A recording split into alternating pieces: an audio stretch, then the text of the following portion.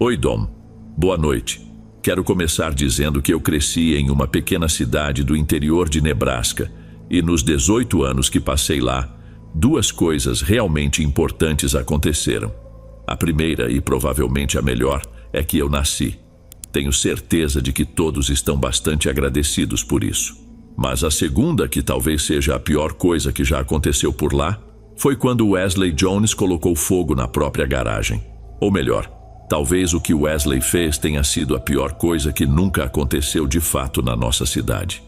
E se isso não faz sentido agora, aguarde que vou explicar ao longo dos próximos parágrafos. Era um domingo à noite, e eu estava no primeiro ano do ensino médio. Ainda naquela fase em que meus amigos e eu andávamos de bicicleta pelas ruas à noite, curtindo aquela diversão inocente de antigamente. Estávamos apenas passeando por aí quando vimos outro garoto da nossa turma pedalando como se estivesse fugindo de algo.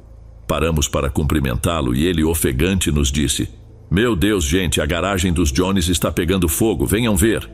Então começamos a pedalar rápido atrás dele, até chegar à cena onde, no lugar da velha garagem dos Jones, havia um verdadeiro inferno de chamas. Assim que nos aproximamos, os policiais e bombeiros que já estavam no local logo nos mandaram ficar longe. Achamos que estávamos a uma distância segura, mas seguimos as instruções, mesmo sem entender o motivo. Foi então que começamos a ouvir estalos e pequenos estouros vindo da garagem. Os bombeiros, que tentavam controlar as chamas, de repente se afastaram rapidamente para buscar abrigo. Eu não tinha a menor ideia do que estava causando aquelas explosões, mas se até os policiais e bombeiros estavam assustados, imaginei que talvez eu também devesse estar. Naquele momento, achei que a casa dos Jones poderia explodir a qualquer segundo. Meus amigos pensaram o mesmo, então não hesitamos em sair correndo dali, voltando para casa e contando tudo aos nossos pais. Na manhã seguinte ao incêndio, todos na escola estavam comentando sobre o que havia acontecido, principalmente porque Wesley Jones não apareceu para nenhuma das aulas. Alguns alunos estavam espalhando boatos de que tinham visto os paramédicos o colocando em uma ambulância e que ele estava tão queimado que mal restava algo além de uma carcaça fumegante. Outros diziam que ele e seus pais tinham ido morar com parentes, já que o incêndio tinha deixado a casa inabitável. Essa foi a versão em que eu acreditei. Afinal, se alguém tivesse morrido, já teríamos ouvido algo a respeito. Mas foi na manhã seguinte que a confirmação chegou. As notícias informaram que os bombeiros tinham encontrado um corpo na garagem destruída e que os sobreviventes da família estavam com parentes pedindo privacidade à mídia. Então, naquela terça-feira, sabíamos que alguém havia morrido, mas ainda não tínhamos ideia de quem era. A família Jones tinha 3 gerações morando na casa, e Wesley era um dos 4 filhos. Outros boatos começaram a surgir, e foi só no dia seguinte, durante uma assembleia especial, que o diretor do colégio convocou que tivemos respostas claras. Lembro-me de toda a escola entrando no ginásio. O xerife do condado e alguns de seus delegados estavam lá na frente, com expressões graves. Quando todos se acomodaram, o diretor disse que o xerife tinha algo importante a nos contar, e quando ele avançou e tirou o chapéu, o silêncio era tão absoluto que se podia ouvir uma agulha cair. Sabíamos que o assunto era sobre a família Jones, mas o que ele nos contou eu nunca teria imaginado em 1000 anos. Não vou fingir que lembro cada palavra que ele disse. Afinal, isso aconteceu há quase 20 anos. Mas o essencial foi o seguinte: pessoal, todos vocês ouviram falar do incêndio na casa dos Jones, e sei que estão cientes da trágica perda de uma vida. Bem, sinto muito em ter que ser eu a dizer isso, mas foi o seu colega Wesley quem faleceu. Um suspiro coletivo percorreu o ginásio, e o xerife fez uma pausa antes de continuar. Ainda estamos investigando como o incêndio começou, então estamos pedindo que qualquer um que tenha qualquer informação sobre o Wesley se apresente. Não precisam fazer isso agora, vocês podem ligar para o meu escritório quando acharem melhor, e podemos conversar de forma mais reservada. Por favor, se notaram algum comportamento estranho ou incomum no Wesley nos dias que antecederam o incêndio, peço que entrem em contato. Essa foi a primeira vez que percebemos que algo estava realmente errado. Eles queriam lidar com a situação de forma cuidadosa, o que eu entendo. Afinal, Provavelmente queriam nos proteger de algo que já sabiam. A reação inicial foi de puro choque e tristeza. As crianças ficaram abaladas ao pensar que alguém do nosso grupo havia morrido de forma tão terrível. Mas, se os policiais tivessem nos contado o que realmente encontraram naquele lugar, não acho que as pessoas teriam ficado tão tristes. Provavelmente ficariam furiosas. Levou mais 2 dias para que a verdade viesse à tona, e nesse meio tempo, a cidade decidiu deixar que nossos pais assumissem a responsabilidade. Houve uma reunião na cidade. Lembro disso claramente porque meus pais pediram que eu fizesse minhas tarefas antes de irem, mas eu acabei jogando Perfect Dark por umas 2 horas. Quando eles voltaram, achei que ficariam irritados por eu não ter feito nada do que tinha que fazer, mas eles não pareciam bravos. Eles tinham aquela expressão estranha no rosto, uma mistura de tristeza e seriedade, o mesmo olhar que vi quando meu avô faleceu de repente. Eles me chamaram para a sala de TV e perguntaram o quanto eu conhecia o Wesley. Respondi que não muito, que tínhamos aula de espanhol juntos, mas nunca realmente conversamos. Depois, eles começaram a me fazer várias perguntas. Se o Wesley já tinha ficado bravo comigo, se eu gostava dele, coisas assim. No final, eu simplesmente disse: parece que vocês sabem algo sobre o Wesley e eu preferia que apenas me contassem logo. Estou pronto para lidar com a verdade, mesmo que seja sobre ele ter tirado a própria vida. Acontece que eu não estava pronto para lidar com a verdade. Wesley não havia tirado sua vida. Ele acidentalmente se matou ao tentar fazer uma bomba. Pelo que disseram, ele estava montando um modelo de teste, mas de alguma forma acabou detonando a coisa enquanto trabalhava, o que foi suficiente para matá-lo e iniciar o incêndio na garagem. A princípio parecia que ele poderia ser apenas um piromaníaco, brincando com algum tipo de acelerador. Foi por isso que levou alguns dias para a polícia confirmar o que realmente aconteceu. Eles tiveram que investigar os destroços da garagem e examinar os pertences de Wesley para entender por que ele estava fazendo aquilo.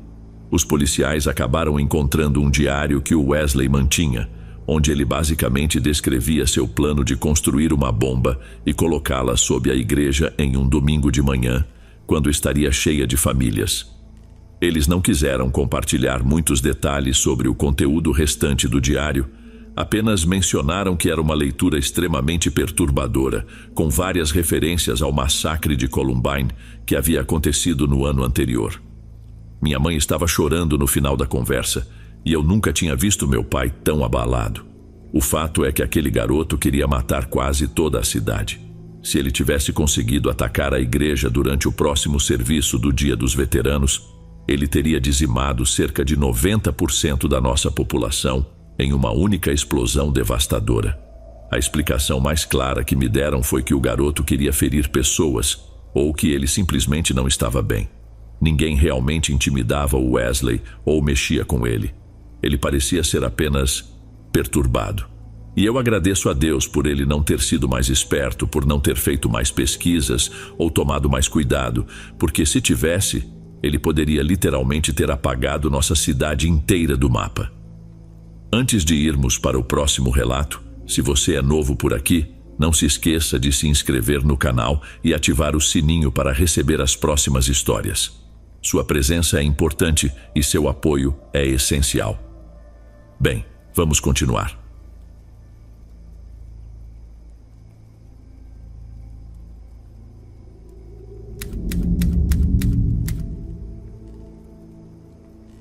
O que vou compartilhar agora é o segredo mais obscuro que conheço. Eu sou de uma pequena cidade no interior do meio-oeste, onde há uma charmosa capela. Nos fundos dessa capela adorável, existe um memorial discreto dedicado a uma família de 4 pessoas que foram brutalmente assassinadas por estranhos misteriosos que jamais foram capturados. Naquela noite, a família estava em casa quando um intruso entrou. Em poucos minutos, ele tirou a vida de todos enquanto dormiam. A mãe, o pai, o filho e a filha, todos mortos em questão de instantes.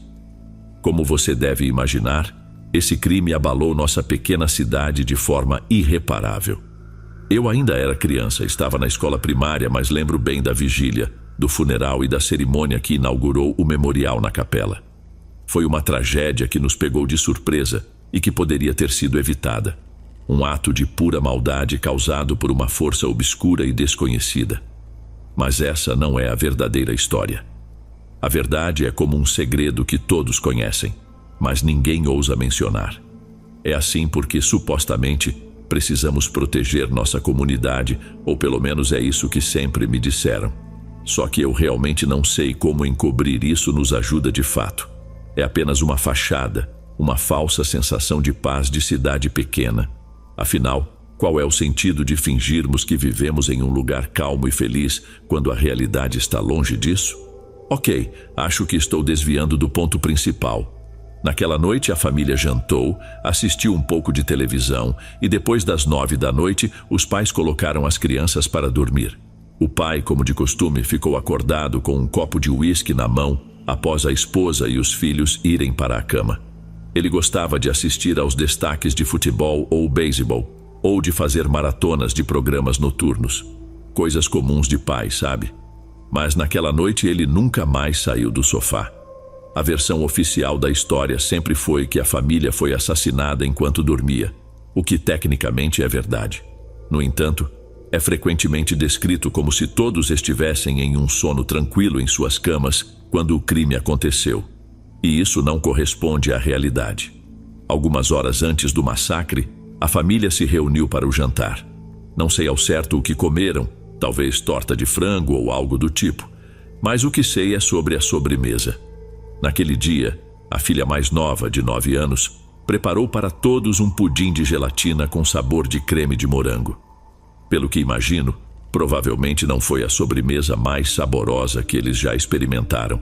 Se fosse meu filho demonstrando interesse por culinária, seja cozinhando ou assando, eu fingiria estar animado e garantiria que meu prato estivesse limpo. Não importa se errassem um pouco nas medidas ou adicionassem mais açúcar do que o necessário. A razão para o gosto estranho do pudim, no entanto, era outra. A menina havia misturado uma boa dose de NyQuil de força máxima à sobremesa. Não sei quanto ela colocou, nem quanto os pais e o irmão realmente comeram, mas foi o suficiente para deixá-los praticamente inconscientes, permitindo que ela colocasse seu plano em prática. A verdade é que o misterioso assassino andarilho, que supostamente entrou na casa e matou a família aleatoriamente, nunca existiu. Depois de garantir que todos estavam desacordados, a garotinha foi até a cozinha, pegou uma grande faca de uma gaveta ou de um bloco de facas e então foi até a sala onde seu pai dormia no sofá, cortando sua garganta. Pelo que ouvi, ela cortou a garganta do pai de forma tão profunda que ele não conseguiu sequer gritar. Tudo o que pôde fazer foi levar as mãos ao pescoço, tentando entender o que estava acontecendo, mas ele não resistiu por muito tempo, morrendo em questão de minutos. Em seguida, ela subiu para o andar de cima e fez o mesmo com a mãe e o irmão, cortando-os enquanto dormiam em suas camas. Tudo isso aconteceu em uma noite de sexta-feira, e ninguém suspeitou de nada até a manhã de domingo, quando nenhum membro da família apareceu na igreja. Mas naquela hora, ainda parecia plausível que eles estivessem viajando, visitando parentes, ou talvez tivessem saído em férias de última hora. Afinal, esse é o tipo de cidade onde todos sabem da vida dos outros, mas têm o bom senso de não se intrometer demais, se é que me entende. O problema é que ninguém visitou a casa da família até a tarde de segunda-feira, cerca de 50 horas depois dos assassinatos. As crianças não apareceram na escola, os pais não foram ao trabalho e, ao que parece, foi só quando a polícia começou a juntar as peças que perceberam que algo estava errado. Toda a família estava desaparecida. O primeiro lugar a ser verificado, claro, foi a casa. Então, 2 delegados do xerife foram até lá para ver o que estava acontecendo. O que encontraram ainda é motivo de muita especulação entre os moradores da cidade e, dependendo de quem você pergunta, 3 versões diferentes surgem sobre o que realmente aconteceu. A primeira versão dos fatos é que a menina de 9 anos tirou a própria vida depois de perceber o que havia feito. Após isso, toda a situação foi abafada para evitar a atenção indesejada da mídia, que um caso como esse certamente atrairia. Essa é a explicação mais direta, e eu sei que pela lógica da navalha de Occam é a mais provável, mas ainda assim, Não acredito que seja o que realmente aconteceu. Entendo por que alguém gostaria de encobrir a verdade. Um acontecimento tão horrível estampado nas manchetes destruiria uma cidade pequena como a nossa. Mas crimes terríveis como esse acontecem mais do que gostamos de admitir, e as notícias acabam sempre saindo. Então, o que poderia ser ainda mais horrível sobre esses assassinatos, além do que já são, que fez as pessoas se calarem de forma tão definitiva? Digo, acho que talvez eu seja a primeira pessoa a contar essa história para um estranho. Quem sabe, para qualquer um. Mesmo assim, o silêncio parece estar entranhado em nossa comunidade, tanto que não consigo me obrigar a revelar nomes, datas ou locais. O motivo? Todas as repercussões, o circo midiático e possivelmente as condenações recaem sobre os meus ombros. Mas voltando às teorias sobre o que pode ter acontecido.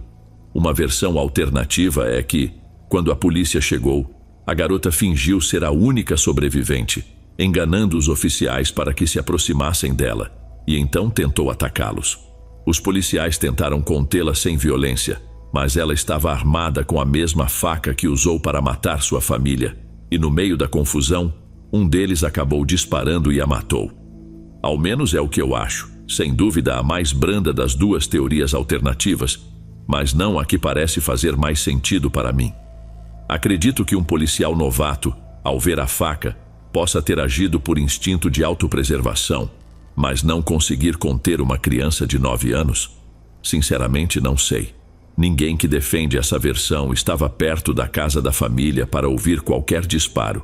E independentemente de ser um novato ou não consigo acreditar que eles não teriam chamado os paramédicos após atirarem em uma criança. E uma vez que os paramédicos do condado se envolvem, a chance de encobrir qualquer coisa se torna praticamente nula por conta da quantidade de papelada envolvida.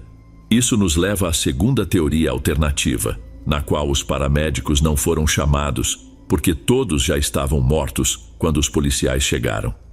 Ninguém viu a garota durante aquele fim de semana. Ela não foi ao mercado, não visitou a lanchonete, nada. Então, como ela se alimentava e como exatamente morreu? De acordo com alguns, a resposta para essas duas perguntas é perturbadora. E pior, é a mesma resposta. A menina de 9 anos morreu depois de tentar se alimentar do corpo do próprio pai. O ato a deixou tão doente que seu corpo não conseguia reter nem mesmo água. Não sou médico, então não posso afirmar como isso a teria matado, talvez por desidratação, mas quando os policiais arrombaram a porta dos fundos naquela tarde de segunda-feira, a encontraram morta, deitada em uma poça de vômito e fezes líquidas. Eu sei que parece uma coincidência conveniente demais o fato de que os 2 policiais que encontraram a família se aposentaram e deixaram a cidade logo depois. Agora, as únicas 2 pessoas que sabiam o que realmente aconteceu simplesmente foram embora, sem deixar qualquer maneira de contatá-los. Mas, ao mesmo tempo, consigo entender por que 2 jovens policiais de uma cidade pequena não conseguiram lidar com o que viram naquele dia. Quero dizer, se a segunda teoria alternativa realmente for a verdadeira, presenciar algo assim seria suficiente para desequilibrar qualquer pessoa. Como você deve imaginar, isso não é o tipo de assunto que eu possa conversar com muitas pessoas. Na época do ensino médio, eu e meus amigos às vezes comentávamos sobre o caso, mas sempre em sussurros e nunca em público, onde os adultos pudessem ouvir. Agora que meus pais já faleceram e eu moro em outro lugar, não é como se eu pudesse simplesmente voltar à cidade e começar a fazer perguntas. O mesmo muro de silêncio se ergueria, como sempre acontecia quando alguém ousava perguntar o que de fato aconteceu. Tragédia terrível, uma pena, tomara que peguem o culpado um dia, eles diriam. Então, em algum momento, quando todos aqueles que sabem a verdade tiverem partido, as mentiras reconfortantes sobre os assassinatos se tornarão apenas uma nova versão da verdade. Todo o mal que se alojou no corpo daquela menina de 9 anos será simplesmente esquecido, e talvez, apenas talvez, isso seja o que realmente precisa acontecer.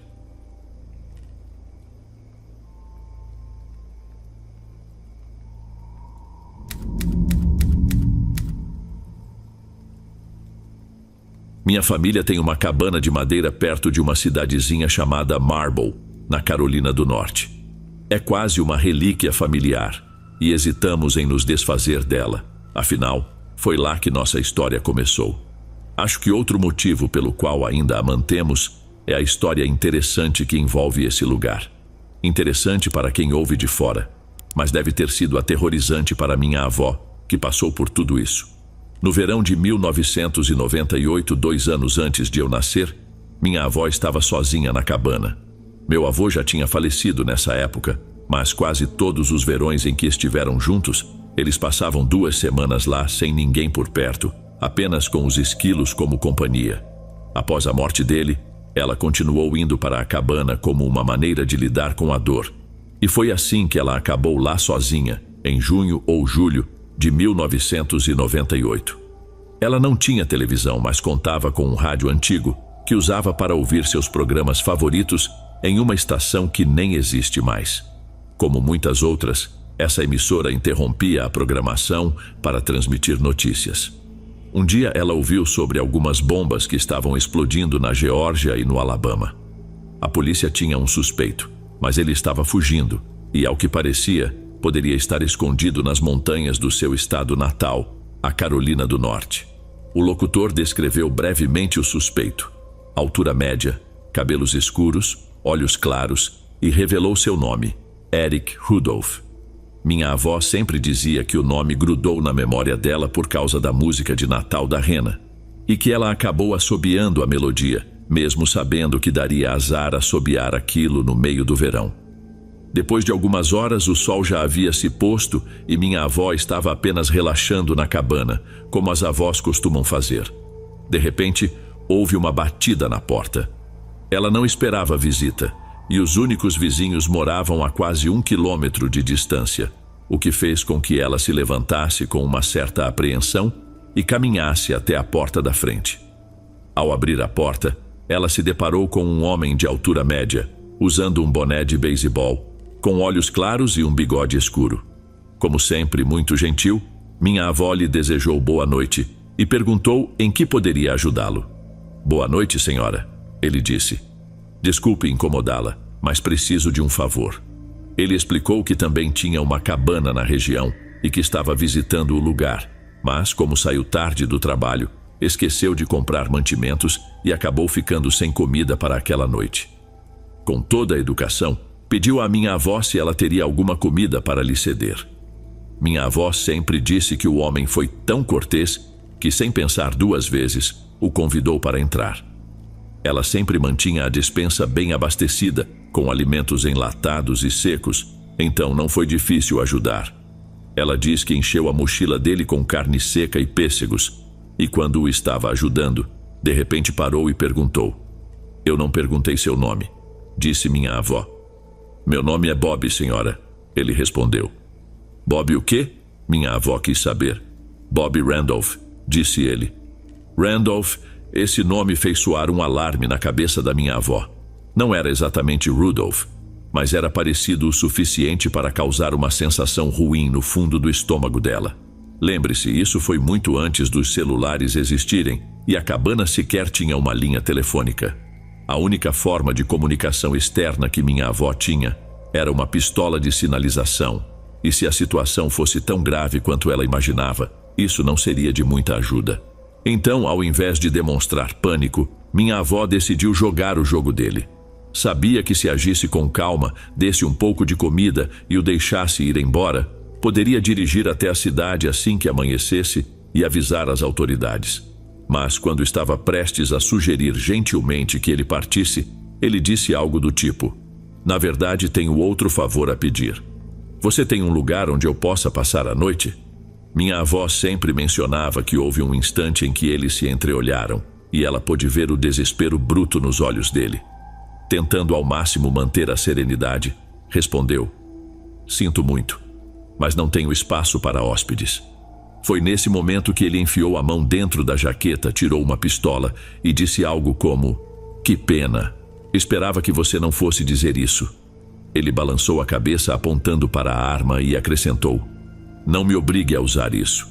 E para quem ainda não percebeu, O homem que estava na porta da minha avó não era Bobby Randolph ou qualquer outro nome falso que ele tenha inventado. Quem estava na cabana dela era Eric Rudolph, o infame bombardeiro do Parque Olímpico. Minha avó dizia que essa foi uma das experiências mais assustadoras da vida dela, mas não pelos motivos que você pode imaginar. Ela contou que nunca teve medo de morrer, afinal, já estava com mais de 70 anos na época, e parecia que já tinha feito as pazes com Deus fazia tempo. O que realmente a apavorava era o quão incrivelmente normal esse homem parecia ser, mesmo depois que sua máscara metafórica caiu. Ele continuou a ser educado e cordial, chegando até a oferecer ajuda com as tarefas na manhã seguinte. Claro, minha avó gentilmente recusou, dizendo que conseguia se virar muito bem sozinha e que definitivamente não queria que o FBI achasse que ela estava de alguma forma envolvida com ele ficando ali. Mesmo assim, ele não era nada como o louco descontrolado que ela imaginou ao ouvir as notícias. Minha avó sempre dizia que a única pista que ele deu sobre quem realmente era, ou o que havia feito, foi durante a oração antes do jantar. Ela nunca conseguiu se lembrar exatamente das palavras, mas ele disse algo sobre os justos prevalecerão. Estamos falando de um homem que tentou matar centenas de pessoas com bombas em uma série de ataques horríveis. Então é compreensível que minha avó tenha ficado aterrorizada ao ouvi-lo basicamente se considerar uma pessoa justa. Só de pensar em jantar com ele já me dá arrepios. Duvido que conseguiria engolir um pedaço. E talvez não seja surpresa saber que minha avó mal tocou na comida. Ela também mal conseguiu dormir naquela noite. Ficou na cama enquanto Eric dormia no chão, e o tempo todo ela esperava ouvir o som de helicópteros e ver a cabana iluminada por holofotes, como se estivesse no meio da Broadway. Mas não, nenhum agente do FBI apareceu. Minha avó acredita que acabou cochilando no fim, porque de repente já estava claro lá fora e Eric tinha desaparecido. Ela estava tão exausta com toda a situação que por um instante chegou a se perguntar: será que sonhei isso? Até que encontrou um bilhete no balcão rabiscado a lápis que dizia apenas: obrigado, Deus abençoe, e foi aí que soube que tudo realmente aconteceu. Sei que essa não é uma típica história de terror, porque apesar de ter compartilhado a cabana com um monstro comprovado, não acredito que minha avó tenha corrido grande risco. Talvez, se ela tivesse tentado chamar a polícia ou algo assim, ou se tivesse pressionado ele de alguma forma, então talvez ele pudesse ter machucado ela. Mas, por ser idosa, ela não representava uma ameaça para ele, e Eric sabia muito bem que a cabana não tinha telefone ou qualquer outra forma de comunicação. Caso contrário, ele nem teria aparecido por lá. Ela mesma dizia isso. Não tinha medo de morrer e, de certa forma, sabia que ele não a machucaria. Porém, assim como minha avó, o que mais me assusta e também a minha irmã sobre esse encontro é o quão normal aquele homem parecia ser. Temos a tendência de imaginar terroristas e pessoas como ele como seres perversos, cheios de ódio e crueldade o tempo todo. Talvez isso seja verdade para alguns, mas o que realmente nos apavora é a ideia de que os piores de nós podem ser tão normais quanto qualquer outra pessoa. Se estiver gostando dos relatos, não se esqueça de já deixar o seu like. Ele é muito importante. Bem, vamos continuar.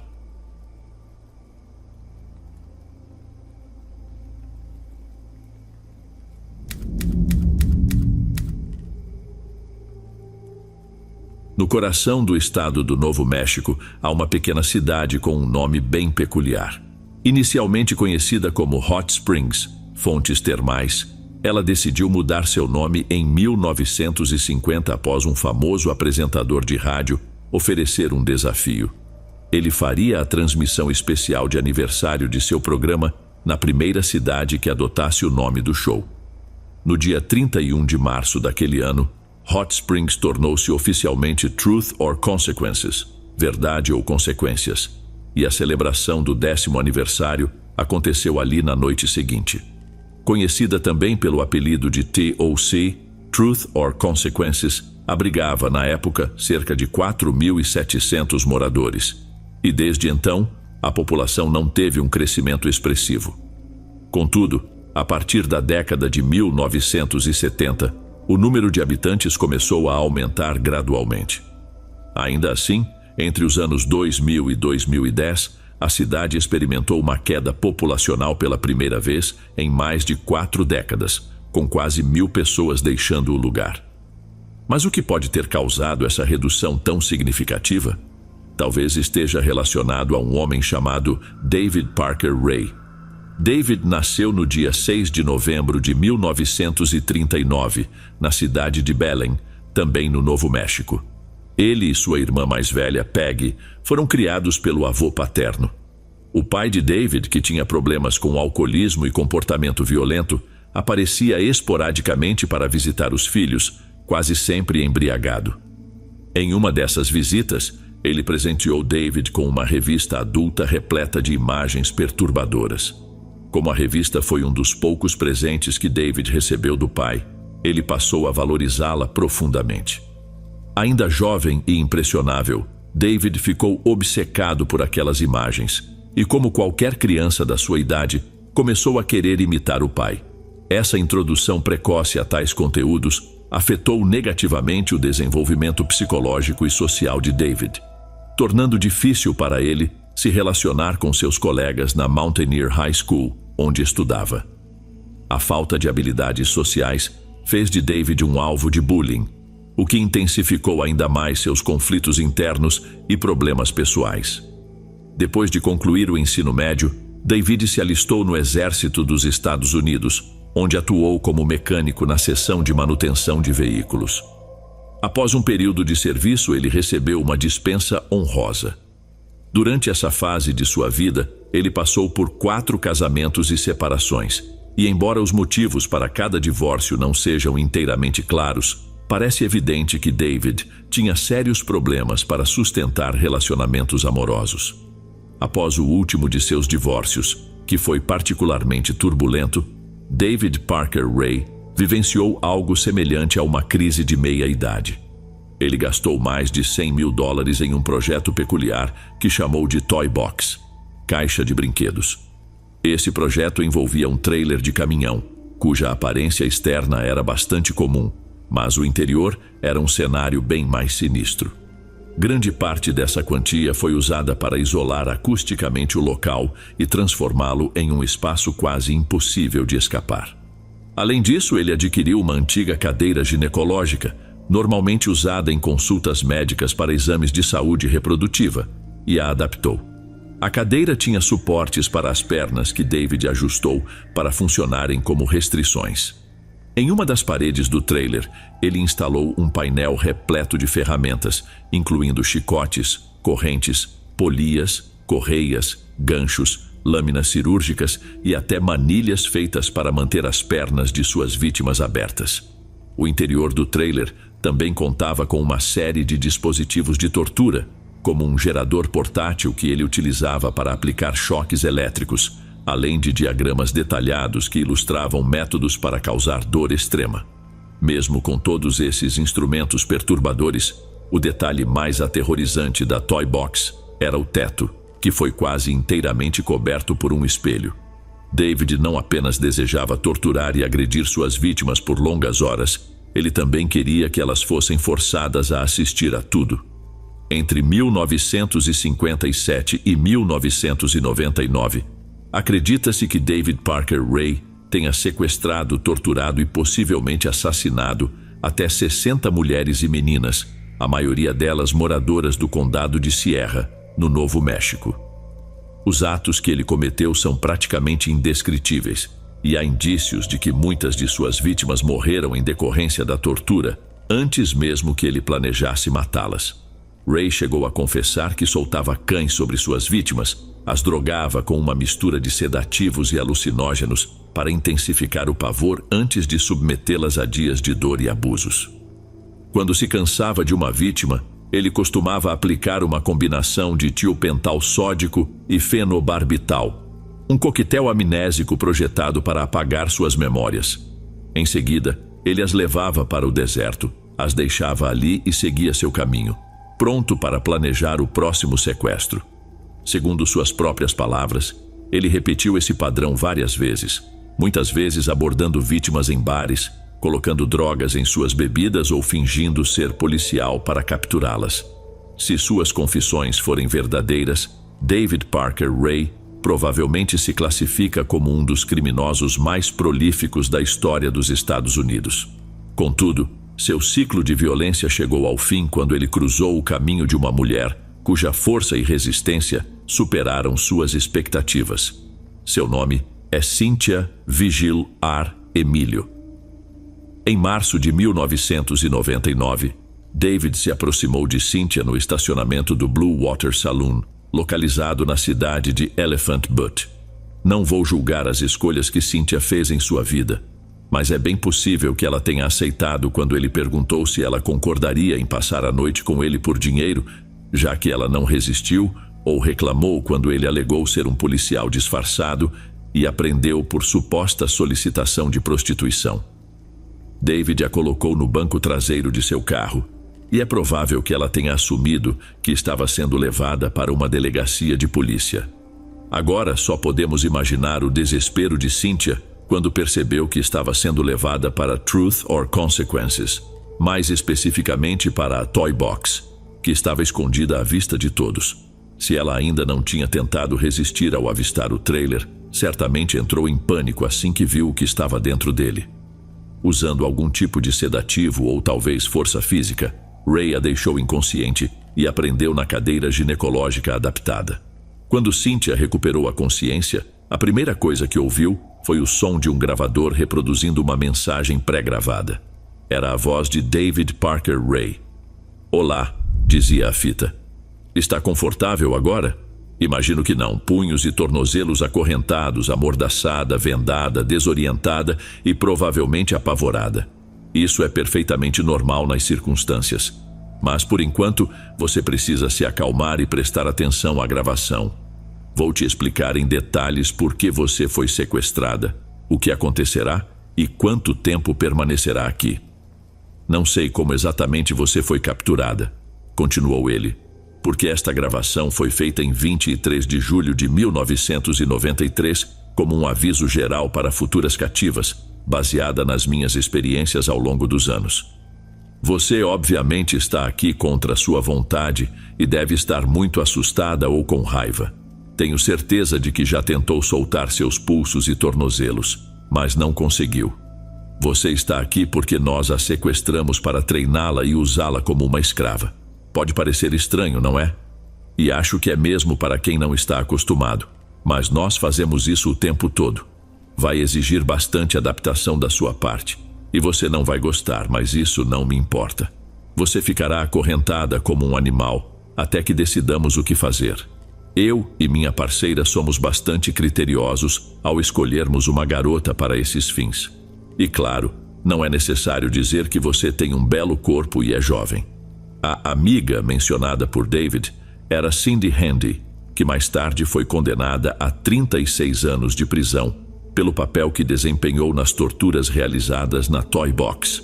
Cindy atuava como uma espécie de cúmplice, identificando jovens mulheres vulneráveis que poderiam ser sequestradas sem chamar muita atenção.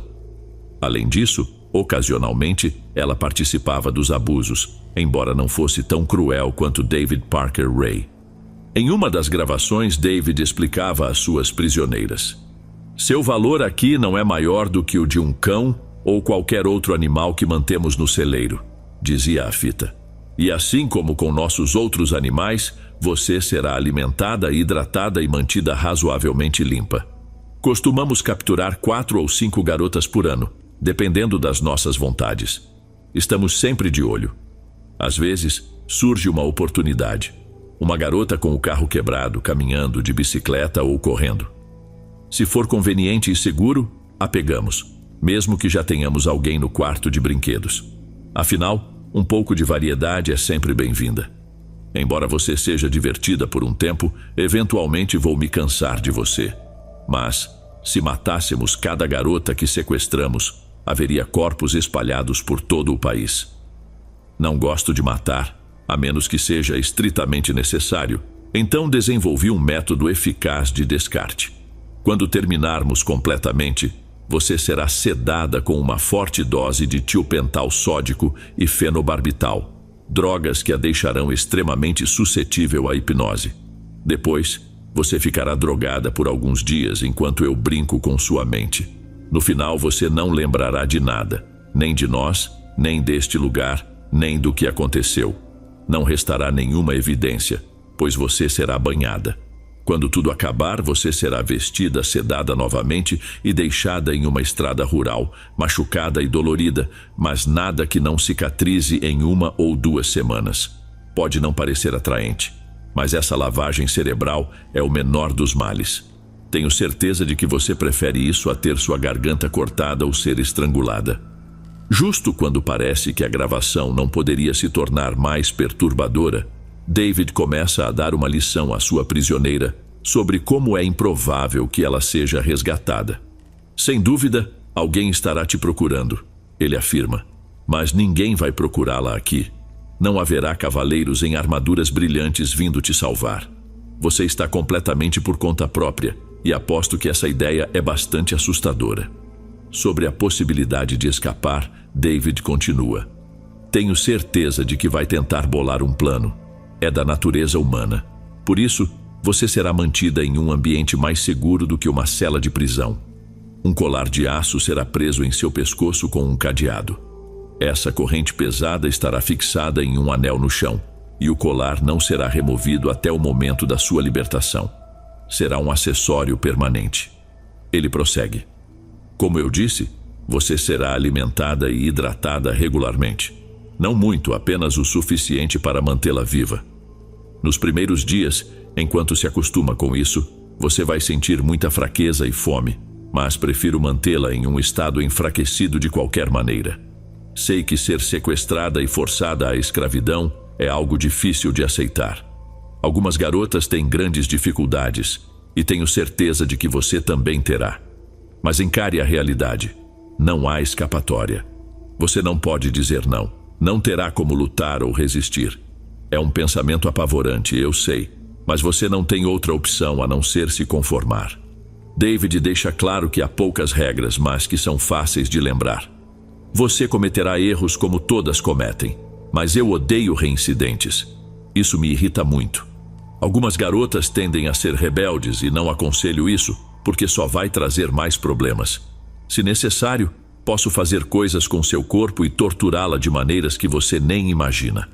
A sala de jogos está cheia de instrumentos cirúrgicos, que já usei antes e não hesitarei em usar novamente, se precisar. Se você me morder, eu arranco seus dentes com um alicate. Se me arranhar, vou remover suas unhas. Pode soar cruel e frio, mas se você nos causar problemas ou representar uma ameaça, não terei escrúpulos em cortar sua garganta. No final da gravação, David assume um tom estranhamente reconfortante, quase como se estivesse oferecendo apoio, incentivando sua vítima a sobreviver. Seja obediente, fique quieta, aprenda as regras e sobreviva, ele diz. Não importa o quanto seja doloroso, nada do que faremos com você causará danos graves ou permanentes. Não estou tentando enganar você ou fazer parecer mais fácil do que é. Estou apenas dizendo como as coisas serão. No que diz respeito a agulhas, elas serão sempre esterilizadas. As amarras vão machucar, mas não deixarão lesões permanentes, nem mesmo ferirão sua pele. David encerra dizendo: apenas viva um dia de cada vez. Seja esperta e sobreviva. Nunca grite, não fale sem permissão. Seja silenciosa, submissa e obediente. E, acima de tudo, mostre respeito. Tenha um bom dia. Podemos apenas imaginar o terror absoluto que Cynthia sentiu ao ouvir essas palavras. E pelas 72 horas seguintes, ela suportou algumas das mais horríveis formas de tortura física e psicológica possíveis. No terceiro dia de seu cativeiro, David precisou ir trabalhar, deixando Cynthia sob a vigilância de sua cúmplice, Cindy Handy. Em determinado momento, Cindy foi até outra sala do trailer para atender um telefonema, deixando sua prisioneira sem supervisão por um breve período. Cindy já estava ficando confiante demais com a aparente submissão de Cynthia, e em um momento de clara percepção, Cynthia notou que as chaves de suas correntes estavam sobre uma mesa próxima ao alcance de sua mão. Silenciosamente, ela estendeu a mão, pegou as chaves e começou a tentar se libertar. No momento em que Cynthia tentava fugir, Cindy Handy retornou à sala, furiosa ao perceber o que estava acontecendo. Uma luta violenta começou, com as duas mulheres se mordendo e arranhando enquanto as correntes ecoavam e o trailer balançava. Em um instante, Cindy conseguiu se desvencilhar do aperto de Cynthia, pegando um abajur e quebrando-o na cabeça da prisioneira. Cynthia ficou atordoada, com sangue escorrendo, mas durante essa pausa também conseguiu alcançar uma arma. Quando Cindy avançou sobre ela novamente, Cynthia fincou um picador de gelo no pescoço de sua captora. Cindy caiu no chão, engasgando com o próprio sangue, mas Cynthia não perdeu tempo. Ela destravou as correntes, removeu os cadeados da porta da Toy Box e correu em direção à rodovia mais próxima, vestindo apenas o colar de aço que David a obrigou a usar. Logo, Cynthia encontrou abrigo na casa de um bom samaritano, que a acolheu, chamou a polícia e permaneceu ao seu lado enquanto aguardavam a chegada das autoridades. Esse foi o fim de um pesadelo que durou 3 dias, do qual Cynthia jamais se recuperaria completamente. Felizmente, sua corajosa fuga marcou o início do fim dos crimes que David cometera por décadas. A polícia usou o depoimento de Cynthia para rapidamente localizar a Toy Box e prender David e Cindy. Ambos foram detidos, interrogados e formalmente acusados. Durante a investigação, uma rede familiar de cumplicidade chocante foi revelada. David Parker Ray tinha o hábito de gravar em vídeo as torturas que infligia às suas vítimas, criando um perturbador acervo de filmes caseiros. Embora fossem destinados a seu próprio prazer, esses vídeos se tornaram evidências cruciais contra ele. Em uma das gravações de 1996, a polícia identificou uma mulher chamada Kelly Garrett, graças a uma tatuagem que ela tinha no tornozelo. Quando localizada, Kelly contou que na noite em que foi sequestrada havia brigado com o marido e decidido sair para beber com amigas. Uma das amigas de Kelly era Jessie, que não era apenas filha de David Parker Ray, mas também sua cúmplice. Jessie mais tarde confessou que levou Kelly intencionalmente ao Blue Water Saloon, o local preferido de seu pai para capturar vítimas. Enquanto estavam lá, Jessie misturou substâncias na bebida de Kelly, que foram fornecidas por seu pai. Quando Kelly começou a se sentir mal e tonta, ela foi atingida por trás e ficou inconsciente. Kelly passou por dias de tortura e só escapou porque David pensou ter ido longe demais e acreditou que ela estava morta. No entanto, ao perceber que ela ainda respirava, ele cortou sua garganta e jogou o corpo à beira da estrada. Ele ficou surpreso mais tarde ao saber que Kelly havia sobrevivido ao ataque, mas o mais surpreendente foi que isso não chegou à mídia. A razão para isso é que ninguém acreditou na história de Kelly. Seu marido a acusou de infidelidade e pediu o divórcio, e a polícia local tratou o caso como uma briga conjugal, sem investigar a fundo. O julgamento de David Parker Ray foi longo e caótico, mas em 2001 ele aceitou um acordo judicial, sendo condenado a 224 anos de prisão pelo sequestro e tortura de 3 mulheres, incluindo Cynthia e Kelly. Em 28 de maio de 2002, David foi transferido para o Centro Correcional do Condado de Lea, no Novo México, para ser interrogado pela Polícia Estadual sobre outros crimes. Antes que o interrogatório pudesse começar, David sofreu um ataque cardíaco e morreu, colapsando diante dos agentes. Jessie Ray, sua filha, também foi julgada por sequestro e cumpriu uma sentença de 2 anos e meio, sendo liberada em meados dos anos 2000. Já Cindy Handy, cúmplice de David, foi libertada em 2019, após ter se tornado elegível para liberdade condicional em 2017. Cindy, a mesma pessoa que quebrou um abajur na cabeça de outra mulher simplesmente porque tentou escapar de seu tormento, agora caminha livremente pelas mesmas ruas que outrora abrigaram suas vítimas.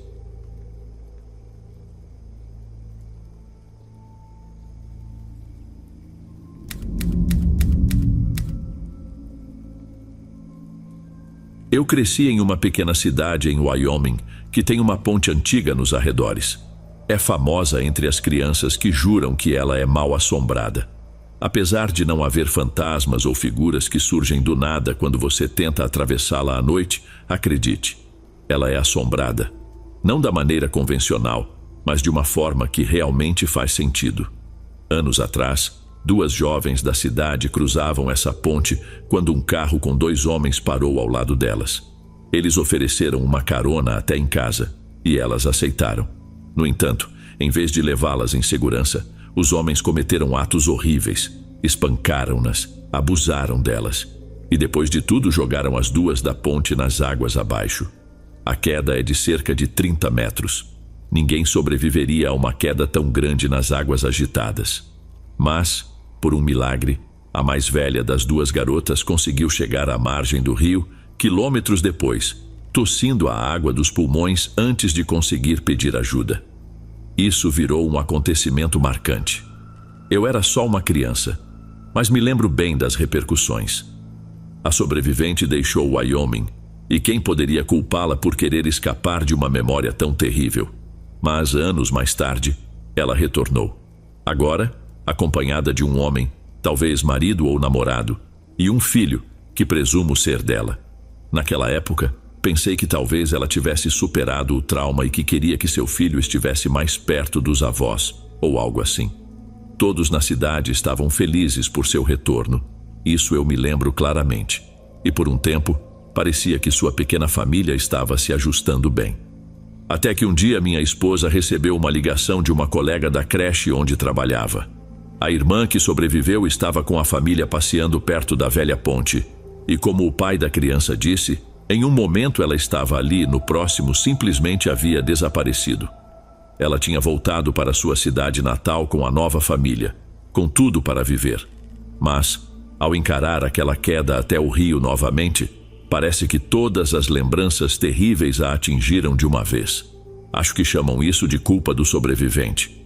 Quando você não consegue lidar com o fato de ter escapado de algo que tirou a vida de alguém querido. Ouvi dizer que algo semelhante acontece com veteranos de guerra que acabam tirando a própria vida, acreditando que não merecem estar vivos quando outros não tiveram essa chance. Para mim, o que aconteceu naquela ponte, com uma diferença de mais de 20 anos, é mais assustador do que qualquer monstro de filme de terror que você possa imaginar. Talvez seja até mais aterrorizante do que qualquer assassino em série real. A ponte a chamou de volta. Não sei explicar como, mas chamou. É como se ela nunca devesse ter sobrevivido àquela primeira queda, como se, de alguma forma, tivesse enganado a morte. No fim, parecia que ela estava apenas adiando o inevitável, um destino ao qual não poderia escapar. Sim, eu realmente penso bastante sobre isso, mas quem poderia me culpar?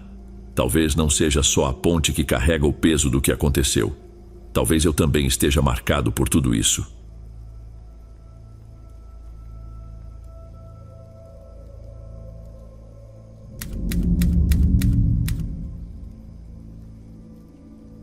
Isso aconteceu há mais de 10 anos, quase 15 para ser exato. Naquela época, eu tinha 14 anos e vivia com meus pais em uma pequena cidade no interior. Nossa comunidade era bem unida, um lugar essencialmente agrícola no coração do meio-oeste dos Estados Unidos.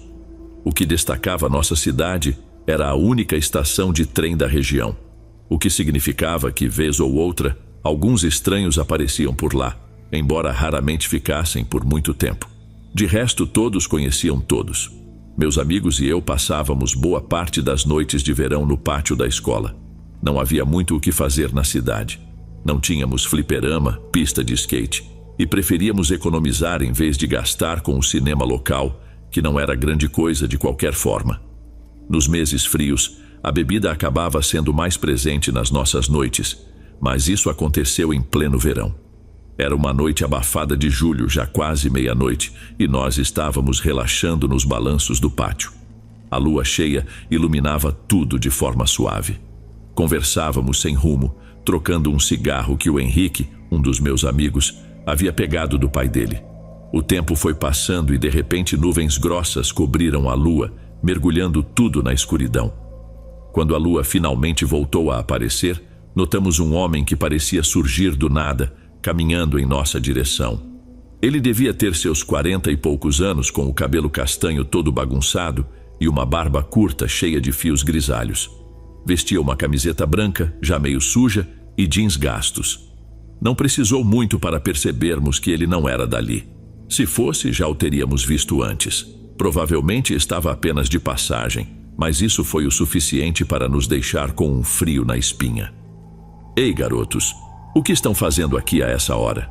O homem perguntou, com um tom que soava mais como um interrogatório.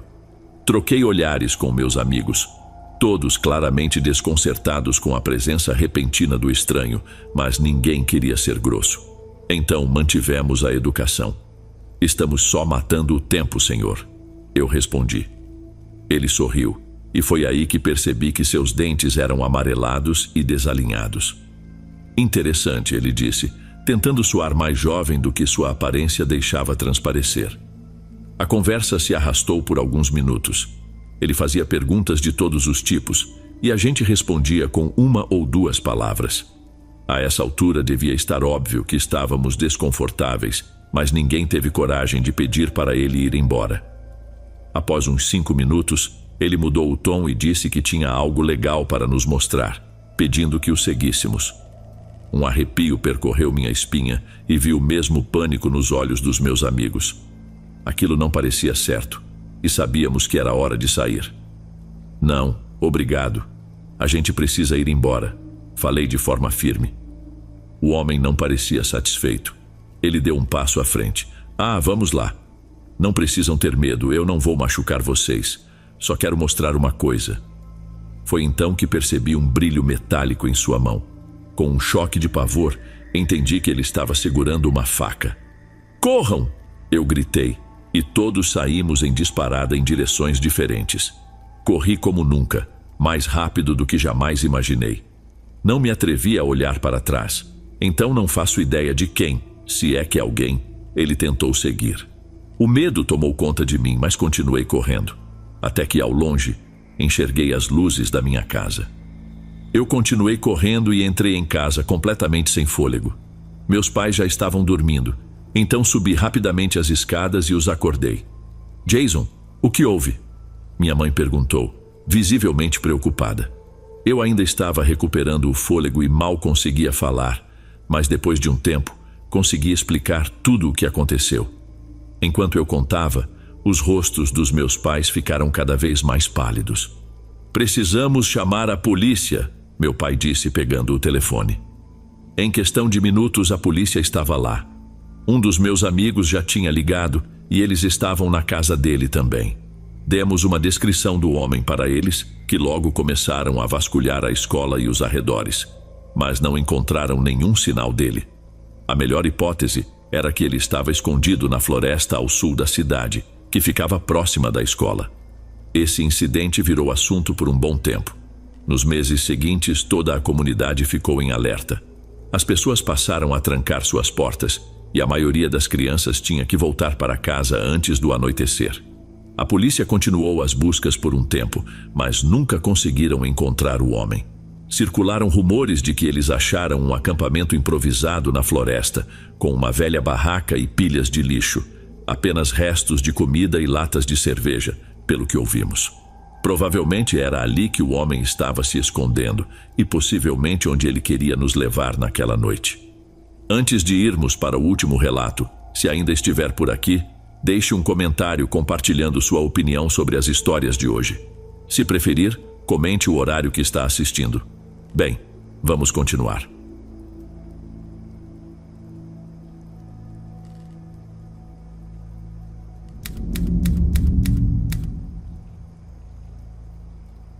Isso aconteceu por volta de 8 anos atrás.